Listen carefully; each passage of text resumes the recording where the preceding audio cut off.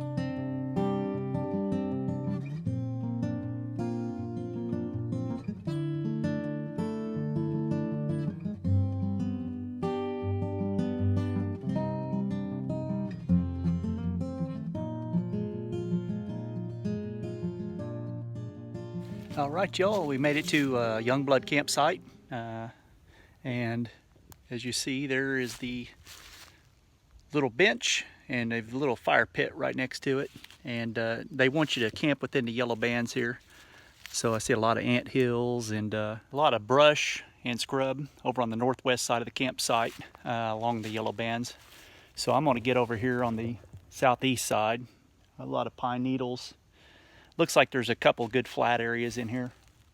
Something that I think is very unfortunate is that the campsite here is only like a quarter mile off one of the fire roads here. I think it's Fire Road 15.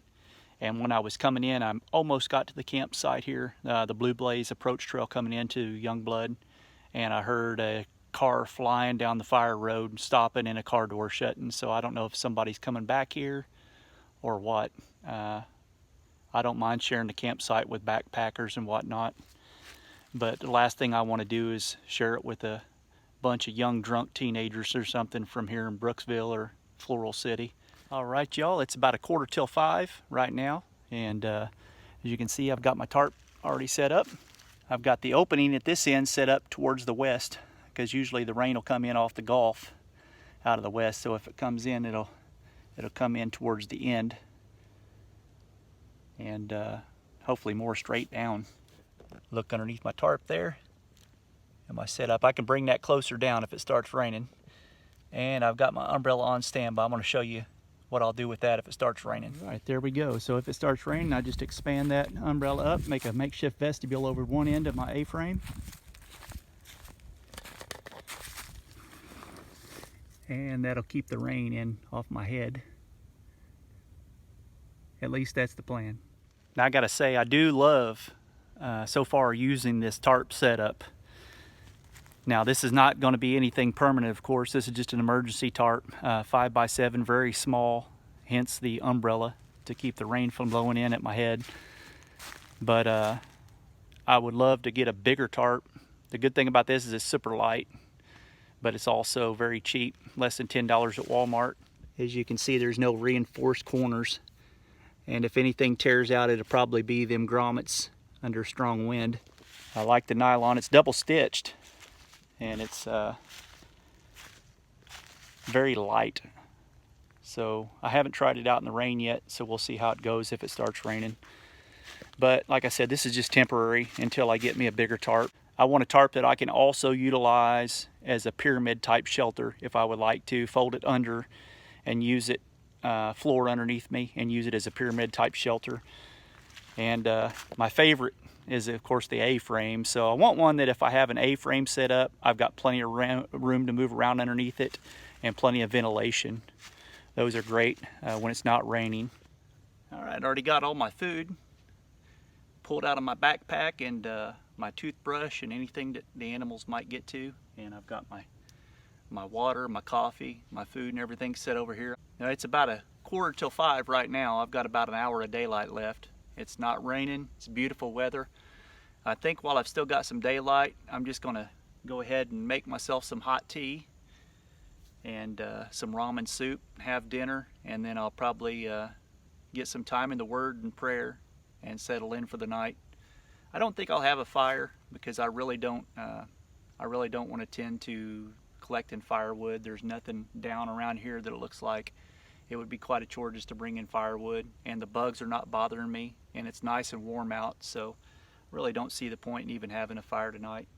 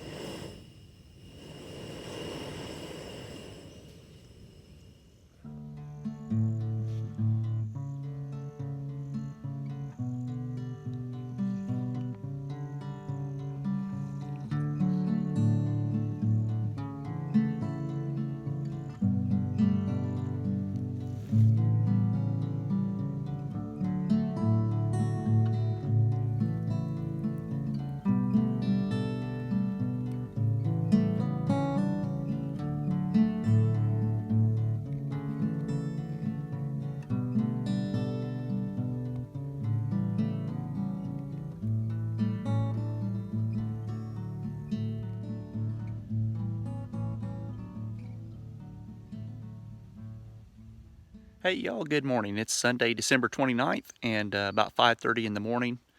Just getting up. I'm gonna get an early start this morning and gonna roll things up and head out early, hopefully around sun up. I just want to show y'all real quick how the tarp system did last night. It rained off and on all night last night.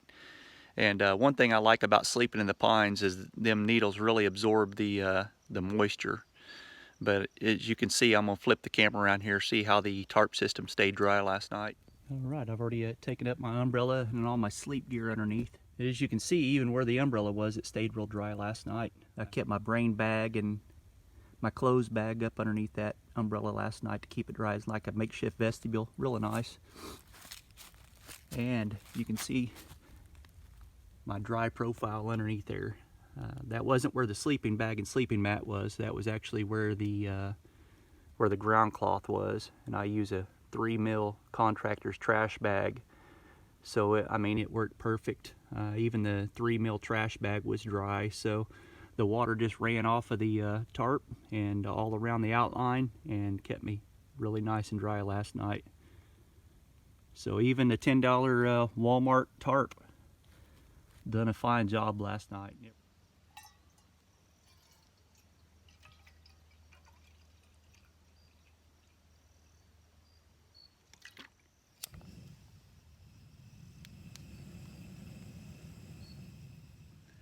And don't forget to stretch, folks, before we hit the trail. Prevent those on-trail injuries. For me, my left hip flexor tends to tighten up throughout the day and make my left hip hurt. So I got to make sure I stretch it out really well before I hit the trail. And on a night that it's rained, you can use your outline where you stay dry through the night to lay down on the ground and to get a good stretch. And that trekking pole will help you to keep your balance as you stretch your quads.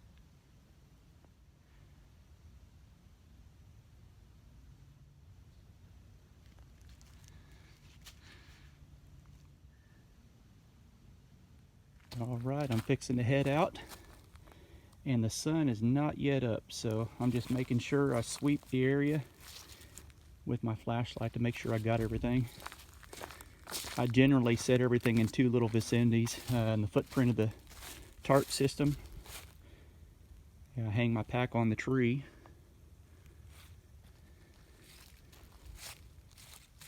And on the bench next to the fire, all my cookware and food.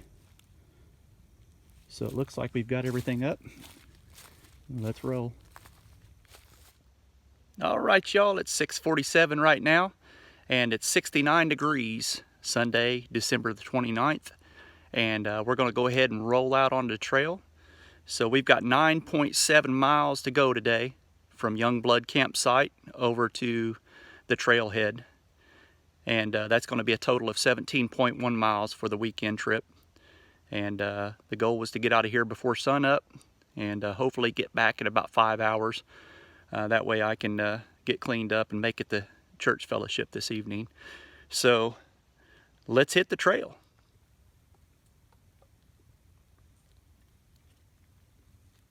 It's still pretty dark out at this time, but light enough I believe I can get it all on video. But this is a recent prescribed burn. You can see the grass is still singed. Right now I can smell the smell of burnt lumber, burnt pine needles,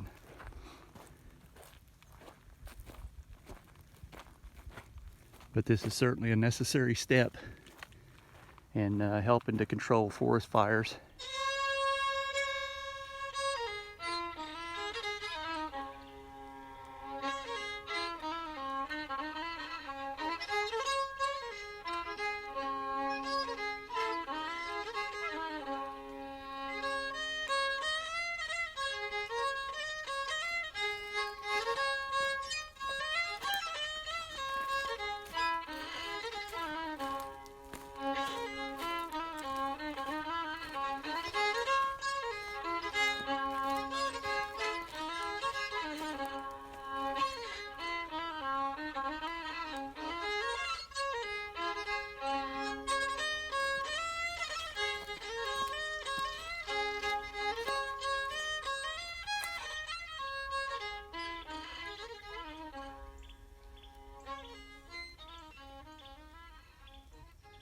All right, we're at a junction here with the C Loop for backpackers and the Middle Earth Horse Trail and the Turkey Oak Horse Trail for horses.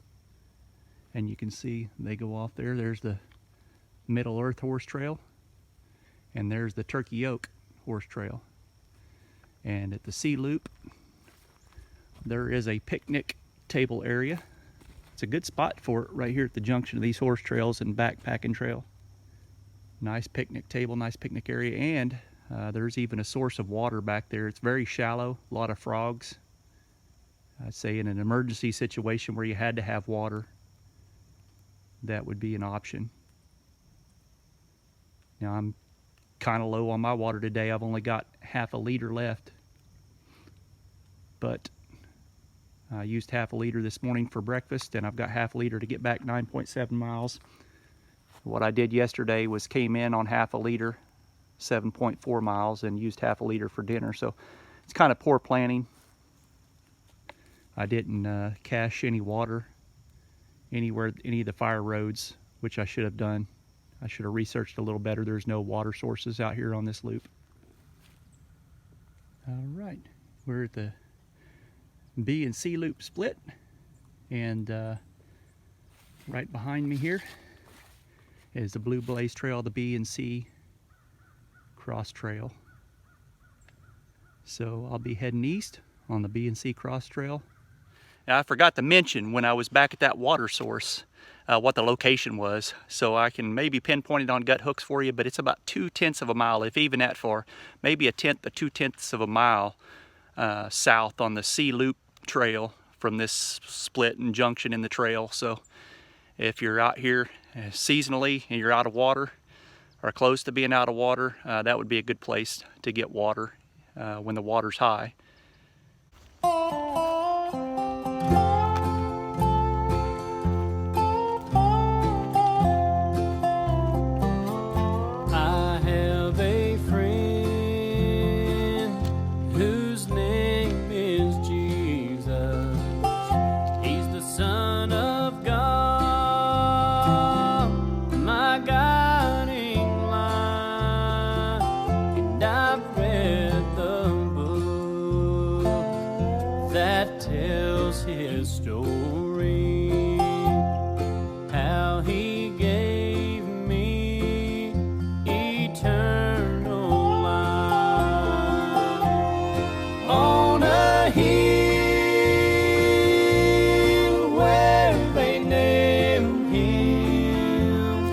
To a cross at Calvary,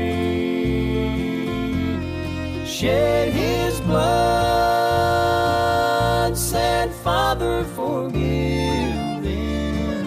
So I live for him, 'cause he died for me.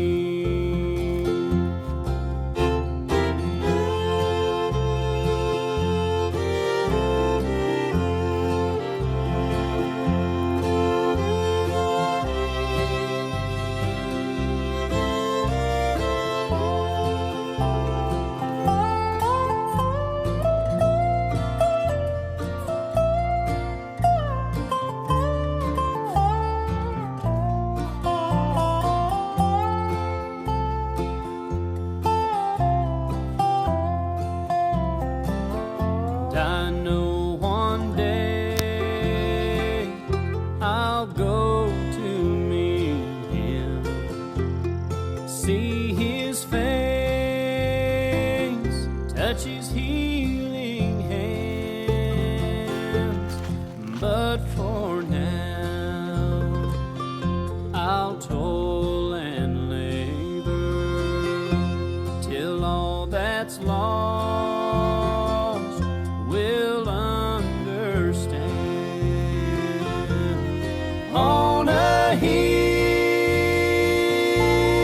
where they nailed him to a cross at Calvary,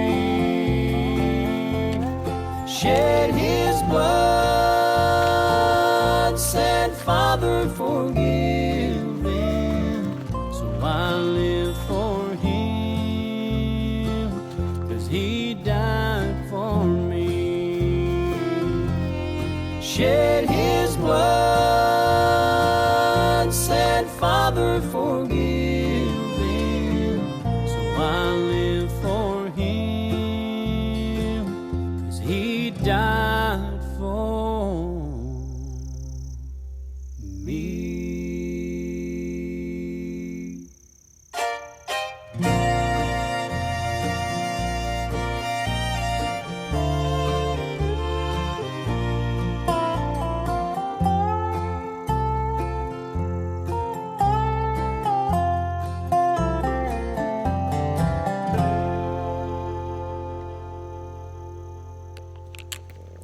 All right, just come up on another part of the trail here, Florida Trail. It's a good spot to get water if you're in an emergency situation where you have to have water. Right here, you got a horse cistern, and the water is actually pretty clear on top, but it is stagnant. It just sits there. I would filter it for sure, but desperate times call for desperate measures. If you're in that bad a need of water, there's a spot to get it. And here's a picnic table, little picnic area for those riding horses and backpacking. Donated by Florida Forever, BCH. It seemed like a good spot to take a short break here, water break. Now this is at mile 407.9 on the Florida Trail. And this is all the water that I have left, poor planning. But I'm going to take one gulp here, and I've got 4.5 miles to get back to the trailhead, so I don't think it's any big deal. It's an overcast day. It is humid, but no big deal.